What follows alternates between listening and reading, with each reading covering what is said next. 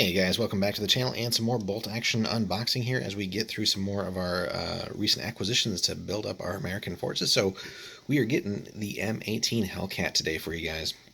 So one of our tank destroyers here for the U.S. forces, all plastic kit. So we'll be taking a look here and flipping over to the back just to see what we all get here. So we get a couple different options for the main gun barrels, mantlets, and so on and so forth. So we'll get this open for you guys and take a look in just a moment.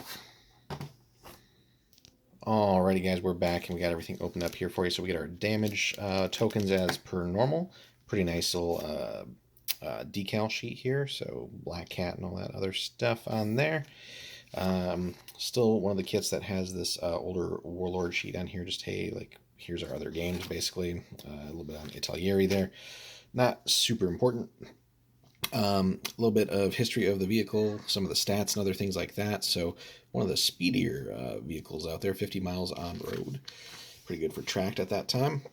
And then with this being an Italieri kit, of course, there's going to be a fair few parts, though it's not overly complicated. It's actually toward the lighter end of their kits as far as things for bolt action are concerned. So then some painted examples there with some recommendations for Vallejo paints and stuff like that.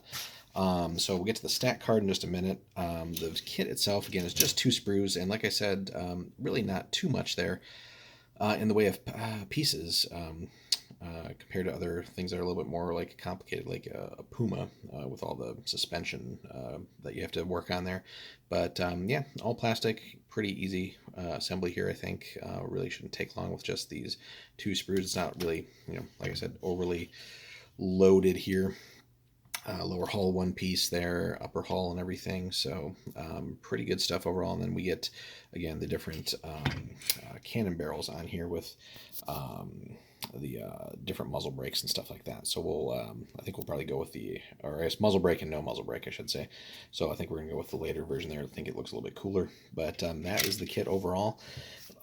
Let's take a quick peek here at the stat card. So late war only, because this was basically developed after the M10, just wasn't really fulfilling the scout role well enough. Just not fast and maneuverable enough, although it basically hit pretty hard. But anyway, gives you a fairly cheap option here for the US to get something that can take out most other typical tanks reliably that you're probably going to encounter in a normal game or, dare say even competitive game. It's a heavy AT gun, which, is great for Americans, but it's kind of, like the standard gun for Germans, heavy and super heavy guns. But it'll deal with mediums reliably, I would say. Heavies are of course going to be a little bit tougher not to crack, but how often do you see some of the like big cats and other super expensive stuff in a typical game? Not too often, and with the speed, you should be able to hopefully work on flank shots and stuff like that, or just whittle down their other forces and sort of play the attrition of order dice game. So that being said, points wise here, inexperienced at 124, regular bumps up to 155, and veteran at 186. So, anything under 200 is pretty solid there. We get not much in the armor department, of course, so that is the thing to keep in mind. Also open topped, right? So you got those disadvantages working at you, but don't treat this as a tank that you are going to brawl with. So you're not going to stand toe to toe and duke it out with enemies. You're going to basically hug terrain, get those best shots, limit lanes of fire coming at you whenever possible, and then use Recce to your advantage if you're upgrading it to Recce, which seems like a good deal, right? But anyway, damage value 7, open topped Recce if taken. Options there, again, Recce's 10 points, seems like a good investment, right?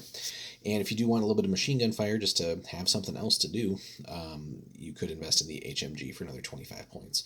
So seems worth it, just to, again, keep infantry at bay a little bit, but also that 50 cal can do a little bit of work against lighter things too.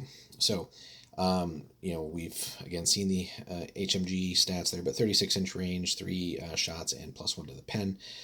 So again, can deal with light things, and certainly going to munch on infantry. That being said, the heavy AT gun, the business end, pretty good here, right? 72-inch range, which is more than enough for any normal 6x4 table if you're playing on that size. One shot, of course, pen plus 6. Again, that gives the Americans some good firepower in a cheap body here. Again, things like the later Shermans and stuff are going to definitely increase in price, and really still just medium tank armor. So sometimes no armor or little armor can be the best armor, right? If they're not shooting at you because they can't really get good shots at you, then your armor is just fine, right? So again, don't. This is not one of those tanks you keep out in the middle where everybody can see it and shoot at it. So if they can't see you really and can't hit you, then you got good armor, right? Or your armor doesn't need to come into play. Interestingly, too, the HE on this is a 2-inch HE. So again, you can, if there are no viable vehicle targets, you can get some work in on infantry with that as well. So, and then just a little bit of more background there, basically just talking about the gun and stuff like that. But yeah, so disadvantages again: open top, practically no armor, but mitigate that with recce and just smart play and smart placement, and this thing will do fine for you. So again, well worth considering if you want a recce vehicle that's cheap but hits hard. So it's going to hit harder than the Chaffee. I think the Chaffee still has a medium AT gun. And certainly hits harder than like a Stewart, right?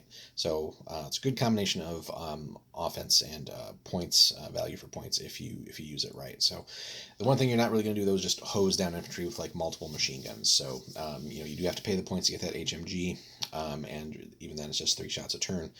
But use this for what it's really intended for, and then take the best targets of opportunity as you get them, and this thing will perform well for you. So let us know in the comments, guys, what you think of the Hellcat and how it's performed for you in games, and if you regularly play against Americans and stuff like that. Let us know if if you worry about the Hellcats, how do you deal with them. Be interested to hear your guys' stories there. So hit us up there. Leave us a like and subscribe as well, guys. Helps keep the channel growing. We appreciate everybody who's been supporting us lately. Also, if you do want to support the channel a little bit more, check out the link in the description there. It takes you over to Warlord. Anything you guys pick up there comes back and helps support the channel a little bit, and appreciate everybody who's been doing that.